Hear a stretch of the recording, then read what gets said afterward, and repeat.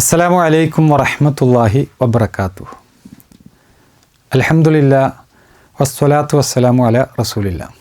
പ്രിയ നിറഞ്ഞ സഹോദരങ്ങളെ, അറബികൾക്കിടയിൽ മുഹമ്മദ് നബി സല്ലല്ലാഹു അലൈഹി വസല്ലമയുടെ ആഗമനത്തിന് മുമ്പ് എന്തായിരുന്നു അവരുടെ അവസ്ഥ എന്ന വിഷയമാണ് കഴിഞ്ഞ എപ്പിസോഡിൽ ഇവിടെ ചർച്ച ചെയ്തത്.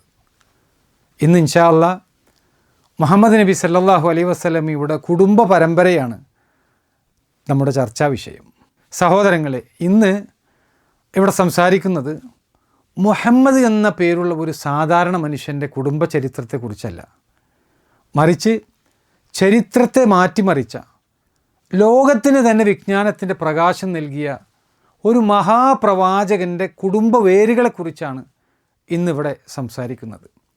അള്ളാഹുവിനു വേണ്ടി എല്ലാം ത്യജിച്ച ഏകദൈവ ആരാധനയുടെ പിതാവായ മഹാനായ ഇബ്രാഹിം നബി അലൈഹിസ്സലാം, ആ മഹാവ്യക്തിത്വത്തിൻ്റെ പരമ്പരയിൽ അദ്ദേഹത്തിൻ്റെ പ്രാർത്ഥനയുടെ ഫലമായി മക്കയുടെ മണൽപ്പരിപ്പിൽ ജനിച്ചു വളർന്ന അദ്ദേഹത്തിൻ്റെ പുത്രൻ മഹാനായ ഇസ്മായിൽ നബി അലൈഹിസ്സലാം. ഈ പുത്രനിലൂടെയാണ് മുഹമ്മദ് നബി സല്ലല്ലാഹു അലൈഹി വസല്ലമയുടെ വംശത്തിൻ്റെ ഒഴുക്ക് തുടങ്ങുന്നത്. മഹാനായ ഇബ്രാഹിം നബി അലൈഹിസ്സലാമിയുടെ പരമ്പരയിൽ അദ്ദേഹത്തിൻ്റെ മകനായ ഇസ്മായിൽ നബി അലൈഹിസ്സലാം, ശേഷം അദ്നാൻ, പിന്നീട് മഅദ്, നിസാർ, മുളർ, ഇല്യാസ്, മുദിരിക്ക, ഹുസൈമ, കിനാന, നളുർ, മാലിക്, ഫിഹർ, ഗാലിബ്, ലുഅയ്, കഅബ്, മുറത്ത്, ഖിലാബ്, ഖുസയ്, അബ്ദുമനാഫ്, ഹാഷിം, അബ്ദുൽ മുത്തലിബ്, അബ്ദുള്ള, അവസാനം മനുഷ്യകുലത്തിൻ്റെ നേതാവ് മുഹമ്മദ് നബി സല്ലല്ലാഹു അലൈഹി വസല്ലം. സഹോദരങ്ങളെ, ഇത് വെറും ചില പേരുകളുടെ ശൃംഖലയല്ല. ഇത് അള്ളാഹു സുബ്ഹാനഹു വ തആല സൂക്ഷിച്ച, കൃത്യമായി രേഖീകരിക്കപ്പെട്ട ഒരു പരമ്പരയാണ്.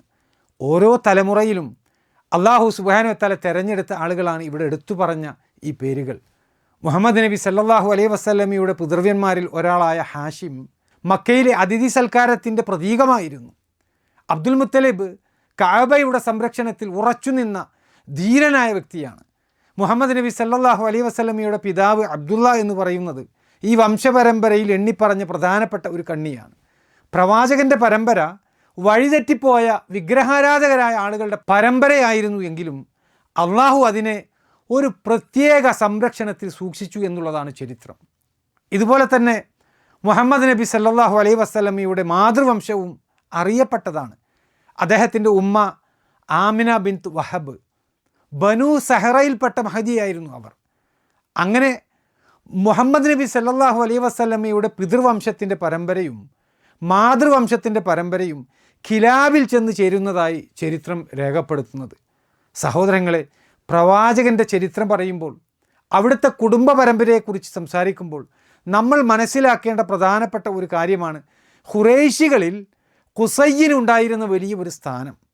ഖുസൈ മരിച്ചപ്പോൾ ആ സ്ഥാനം പിന്നീട് അദ്ദേഹത്തിൻ്റെ മക്കളായ അബ്ദുമനാഫ്, അബ്ദുദ്ദാർ, അബ്ദുൽ ഖുസൈ, അബ്ദുൽ കഅബ് ഇങ്ങനെയുള്ള ആളുകൾക്ക് അത് പിന്നീട് ലഭിച്ചു. അതിൽ ഖുറൈശികളിൽ ഏറ്റവും വലിയ സ്ഥാനം അന്ന് അബ്ദുമനാഫിനായിരുന്നു. ഹജ്ജിന് വരുന്ന ആളുകൾക്ക് വെള്ളവും ഭക്ഷണവും ഒരുക്കുന്ന അതിമഹനീയമായ സ്ഥാനം അന്ന് അബ്ദുമനാഫിനായിരുന്നു ഉണ്ടായിരുന്നത്.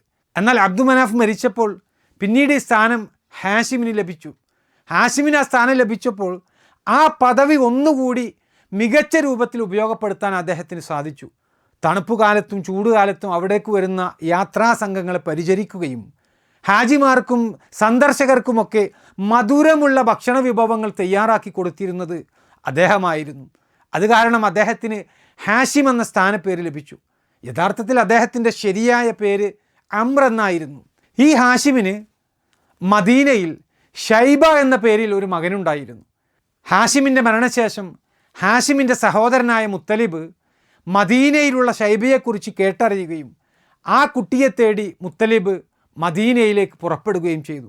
തൻ്റെ പിതാവിൻ്റെ അതേ സാദൃശ്യം ഷൈബയിൽ കണ്ടപ്പോൾ തന്നിലേക്ക് ആ കുട്ടിയെ അണച്ചുപിടിക്കുകയും ചുംബിക്കുകയും കരയുകയും ചെയ്തുകൊണ്ട് യമനിൽ നിന്നുള്ള ഒരു വസ്ത്രം ആ കുട്ടിയെ ധരിപ്പിക്കുകയും എന്നിട്ട് മക്കയിലേക്ക് തൻ്റെ വാഹനത്തിൻ്റെ പിന്നിലിരുത്തി കൊണ്ടുവരാൻ വേണ്ടി അദ്ദേഹം ശ്രമിച്ചു. എന്നാൽ ആ കുട്ടിയുടെ ഉമ്മയുടെ അനുവാദമില്ലാതെ അവിടെ നിന്ന് പോകാൻ കഴിയില്ല എന്ന് മനസ്സിലാക്കിയ ഷൈബ പല രൂപത്തിലുള്ള ശ്രമങ്ങളിലൂടെ ആ ഉമ്മയെ സമ്മതിപ്പിക്കുകയും ഒടുക്കം ഷെയ്ബയോടൊത്ത് മുത്തലിബ് മക്കയിലേക്ക് പ്രവേശിച്ചു. ഇത് കണ്ട മക്കയിലെ നാട്ടുകാരായ ആളുകളൊക്കെ പറഞ്ഞു, മുത്തലിബ് ഇതാ ഒരു അടിമയെ വാങ്ങി വന്നിരിക്കുന്നു. അങ്ങനെ ഷെയ്ബ മുത്തലിബിൻ്റെ അടിമയാണ് എന്ന അർത്ഥത്തിൽ അബ്ദുൽ മുത്തലിബ് എന്ന പേരിൽ പിന്നീട് അദ്ദേഹത്തെ വിളിക്കപ്പെടാൻ തുടങ്ങി. യഥാർത്ഥത്തിൽ ഷെയ്ബ ഒരു അടിമയല്ല, മറിച്ച് തൻ്റെ സഹോദരനായ ഹാഷിമിൻ്റെ പുത്രനാണ്. മദീനയിൽ നിന്നും താൻ കൊണ്ടുവന്നതാണ് ഈ ഷെയ്ബയെ എന്നെല്ലാം മുത്തലിബ് ഖുറൈശികളെ അറിയിച്ചുവെങ്കിലും ഷെയ്ബ അബ്ദുൽ മുത്തലിബ് എന്ന പേരിലാണ് പിന്നീട് മക്കയിൽ അറിയപ്പെടുന്നത്. ഒരു ദിവസം മുത്തലിബ് യമനിലേക്ക് കച്ചവടത്തിന് വേണ്ടി പുറപ്പെട്ടു. ആ യാത്രയിൽ യമനിൽ വെച്ച് അദ്ദേഹം മരണപ്പെടുകയും ചെയ്തു. അതിനുശേഷം മുത്തലിബ് വഹിച്ചിരുന്ന പല സ്ഥാനങ്ങളും പദവികളും ഷെയ്ബ എന്ന അബ്ദുൽ മുത്തലിബ് ഏറ്റെടുക്കുകയും മക്കയിലെ തൻ്റെ പൂർവ്വപിതാക്കളുടെ നടപടി അനുസരിച്ച് അദ്ദേഹം ആ പദവികളും ആചാരങ്ങളുമെല്ലാം നിലനിർത്തുകയും ചെയ്തു. തടിച്ച ഉയരമുള്ള ഒരു വെളുത്ത ആളായിരുന്നു അബ്ദുൽ മുത്തലിബ്. സ്ഫുടതയുള്ള നാവിൻ്റെയും ഉത്തമ സ്വഭാവത്തിൻ്റെയും ഉടമയായിരുന്നു അദ്ദേഹം. തൻ്റെ പൂർവ്വപിതാക്കൾക്കൊന്നും എത്തിപ്പെടാൻ സാധിക്കാത്ത ഉന്നതമായ സ്ഥാനത്തേക്ക് അദ്ദേഹത്തിന് എത്താൻ സാധിച്ചു.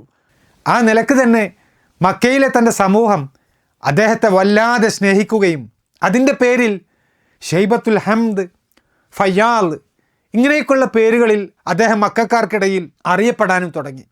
മലമുകളിൽ കയറി ചെന്ന് പക്ഷികൾക്കും മൃഗങ്ങൾക്കും ഭക്ഷണം എറിഞ്ഞു കൊടുക്കുന്ന ഒരു സ്വഭാവമുള്ളത് കൊണ്ട് മുത്തഈം എന്നും അദ്ദേഹത്തെ ജനങ്ങൾ വിളിച്ചു. ഒട്ടകത്തിൻ്റെ മുകൾ ഭാഗത്തുള്ള നെയ്യ് നിറഞ്ഞ മാംസവും കരളുമായിരുന്നു അദ്ദേഹം ജനങ്ങൾക്ക് ധാരാളമായി വിതരണം ചെയ്തിരുന്നത്. അബ്ദുൽ മുത്തലിബ് ഈ കാരണങ്ങൾ കൊണ്ട് തന്നെ ഖുറൈശികളിൽ മാത്രമല്ല അറേബ്യൻ പ്രദേശത്തൊക്കെയും മഹത് വ്യക്തിയായിട്ട് അദ്ദേഹം മാറുകയാണ്. അന്നത്തെ അറബ് നാടുകളിലുള്ള രാജാക്കന്മാർക്കിടയിൽ ഉന്നത സ്ഥാനം ലഭിച്ചു. പേരുകേട്ട വ്യക്തിയായി അദ്ദേഹം മാറി. രാജാക്കളെയും ഭരണാധികാരികളെയും കാണാനുള്ള ഏത് ദൗത്യ സംഘത്തിലും അറബികൾ അബ്ദുൽ മുത്തലിബിനെ പ്രത്യേകമായി തിരഞ്ഞെടുത്ത് അയച്ചിരുന്നു. സഹോദരങ്ങളെ, അബ്ദുൽ മുത്തലിബിനെ കുറിച്ച് സംസാരിക്കുമ്പോൾ ചരിത്രത്തിൽ പ്രധാനമായും 2 കാര്യങ്ങളാണ് അദ്ദേഹത്തിൻ്റെ കാലഘട്ടത്തിൽ സംഭവിച്ചിട്ടുള്ളത്. അതിലൊന്ന് സംസം കിണറുമായി ബന്ധപ്പെട്ട സംഭവമാണ്. നമുക്കറിയാം, അള്ളാഹു സുബ്ഹാനഹു വ തആല മഹാനായ ഇസ്മായിൽ നബി അലൈഹിസ്സലാമക്കും അദ്ദേഹത്തിൻ്റെ മാതാവായ ഹാജറ ബീവിക്കും കനിഞ്ഞു നൽകിയ ഉറവയാണ് സംസം വെള്ളം. മക്കയിൽ ഒരു വെള്ളപ്പൊക്കമുണ്ടായ സമയത്ത് ആ സംസം കിണർ മൂടിപ്പോവുകയും അള്ളാഹു സുബ്ഹാനഹു വ തആല അതിനെ പുറത്തു കൊണ്ടുവരാൻ ഉദ്ദേശിക്കുകയും ചെയ്തപ്പോൾ അബ്ദുൽ മുത്തലിബ് കഅബാലയത്തിന് ചാരെ ഹിജറിൽ ഉറങ്ങിക്കൊണ്ടിരിക്കെ ഒരാൾ വന്ന് സംസം കുഴിക്കാൻ പറയുന്നതായി സ്വപ്നം കണ്ടു. കഅബയുടെ വാതിലിൻ്റെ ഇന്ന ഭാഗത്തുള്ള സ്ഥലത്താണ് സംസം വെള്ളമുള്ളത് എന്ന് ആ സ്വപ്നത്തിലൂടെ അദ്ദേഹത്തിന് അറിയിക്കപ്പെട്ടു. അബ്ദുൽ മുത്തലിബിന് ഈ കാര്യം വളരെ വ്യക്തമാവുകയും സംസം കിണറിൻ്റെ സ്ഥലം ശരിയായ നിലക്ക് മനസ്സിലാക്കുകയും ചെയ്തപ്പോൾ തൻ്റെ മകൻ ഹാരിസിനെയും കൂട്ടി ആ ഭാഗം കിളക്കുകയും അങ്ങനെ സംസത്തിൻ്റെ യഥാർത്ഥ ഉൾഭാഗം വെളിവാകുകയും ചെയ്തു. അബ്ദുൽ മുത്തലിബ് അന്നേരം ആവേശം കൊണ്ട് തക്ബീർ ചൊല്ലി എന്നാണ്. അബ്ദുൽ മുത്തലിബ് തൻ്റെ ലക്ഷ്യം നേടിയിരിക്കുന്നു എന്ന് മനസ്സിലാക്കിയ ഖുറൈശികൾ അദ്ദേഹത്തെ സമീപിച്ചുകൊണ്ട് പറഞ്ഞു, അല്ലയോ അബ്ദുൽ മുത്തലിബ്, ഇത് ഞങ്ങളുടെ പിതാവായ ഇസ്മായിലിൻ്റെ കിണറാണ്, ഞങ്ങൾക്കും അതിൽ അവകാശമുണ്ട്, അതുകൊണ്ട് ഞങ്ങളെയും ഇതിൽ കൂടെ ചേർക്കണമെന്ന് പറഞ്ഞു. എന്നാൽ അബ്ദുൽ മുത്തലിബ് അതിന് സമ്മതിച്ചില്ല. ഇത് എനിക്ക് പ്രത്യേകമാക്കപ്പെട്ടതാണ്, എനിക്ക് മാത്രം അവകാശപ്പെട്ടതാണ് എന്ന് അബ്ദുൽ മുത്തലിബ് അന്നേരം മറുപടി പറഞ്ഞു. എന്നാൽ ഖുറൈശികൾ ഈ വിഷയത്തിൽ അദ്ദേഹത്തോട് തർക്കിക്കാൻ വന്നപ്പോൾ അബ്ദുൽ മുത്തലിബിനും മകൻ ഹാരിസിനും ആ സമയത്ത് അവരെ നേരിടാൻ സാധിച്ചില്ല. ആ സന്ദർഭത്തിൽ അദ്ദേഹം ഒരു നേർച്ച നേർന്നു. അള്ളാഹുവേ, എനിക്ക് 10 ആൺമക്കളെ നീ നൽകുകയും അവർ ഖുറൈശികളെ തടയാൻ പ്രായമാവുകയും ചെയ്താൽ അതിലൊരു മകനെ കഅബക്ക് സമീപത്ത് വെച്ചുകൊണ്ട് ഞാൻ അറക്കുമെന്ന് അദ്ദേഹം നേർച്ച ചെയ്തു. അബ്ദുൽ മുത്തലിബിൻ്റെ പ്രാർത്ഥന അള്ളാഹു സുബ്ഹാനഹു വ തആല സ്വീകരിച്ചു. അദ്ദേഹത്തിന് അള്ളാഹു സുബ്ഹാനഹു വ തആല പെൺകുട്ടികൾക്ക് പുറമെ 10 ആൺകുട്ടികളെ നൽകി. ഹാരിസ്, സുബൈർ, അബൂലഹബ്, മുഖവ്വിം, ദൊറാർ, അബൂ താലിബ്, ഹജൽ, മുഹമ്മദ് നബി സല്ലല്ലാഹു അലൈഹി വസല്ലമയുടെ പിതാവായ അബ്ദുള്ള, ഹംസ റളിയല്ലാഹു അൻഹു, അബ്ബാസ് റളിയല്ലാഹു അൻഹു എന്നിവരായിരുന്നു ആ മക്കൾ. 6 പെൺകുട്ടികളാണ് അബ്ദുൽ മുത്തലിബിന് അള്ളാഹു സുബ്ഹാനഹു വ തആല ഇതിന് പുറമെ നൽകിയത്. ഉമ്മു ഹക്കീം, ആത്തിക, ഉമൈമ, അർവ, ബറ, സഫിയ എന്നിവരായിരുന്നു ആ 6 പെൺമക്കൾ. അതിൽ മൂത്ത മകളായ സഫിയ റളിയല്ലാഹു അൻഹ മാത്രമാണ് പിന്നീട് ഇസ്ലാം സ്വീകരിച്ചത് എന്ന് നമ്മൾ മനസ്സിലാക്കണം. സഹോദരങ്ങളെ, അബ്ദുൽ മുത്തലിബിൻ്റെ ആൺകുട്ടികൾക്ക് പ്രായപൂർത്തി എത്തിയപ്പോൾ ആ പിതാവ് തൻ്റെ നേർച്ചയെക്കുറിച്ച് ആ 10 മക്കളെയും അറിയിച്ചു. എന്നിട്ട് അതിലാരെയാണ് ബലി നൽകേണ്ടത് എന്ന കാര്യം തീരുമാനിക്കാൻ അദ്ദേഹം മക്കൾക്കിടയിൽ നറുക്കിട്ടപ്പോൾ തനിക്ക് ഏറ്റവും പ്രിയപ്പെട്ട അബ്ദുള്ള എന്ന മകനാണ് ആ നറുക്കു വീണത്. അബ്ദുൽ മുത്തലിബ് തൻ്റെ മകൻ്റെ കൈ പിടിച്ചുകൊണ്ട് കത്തിയുമായി കഅബയുടെ സമീപത്തേക്ക് അടുത്തു നീങ്ങിയപ്പോൾ ഖുറൈശികൾ അദ്ദേഹത്തെ തടഞ്ഞു. അന്നേരം അബ്ദുൽ മുത്തലിബ് അവരോട് ചോദിച്ചു, എൻ്റെ നേർച്ച ഞാൻ എന്തു ചെയ്യും?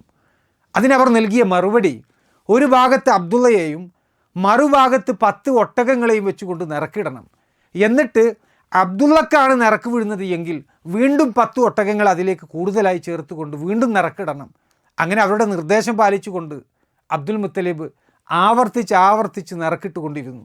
അബ്ദുള്ളയുടെ പേരാണ് ആദ്യമൊക്കെ ആ നിറക്കിൽ വീഴുന്നത്. അങ്ങനെ ഒട്ടകങ്ങൾ 10 ചേർത്തുകൊണ്ട് 100ഓളം എത്തിയപ്പോൾ ഒട്ടകങ്ങൾക്ക് നിറക്ക് വീഴുകയും അങ്ങനെ ആ 100ഓളം ഒട്ടകങ്ങളെ അബ്ദുള്ള എന്ന മകന് പകരമായിക്കൊണ്ട് പ്രായശ്ചിത്തമായിക്കൊണ്ട് അദ്ദേഹം അറുക്കുകയും ചെയ്തു.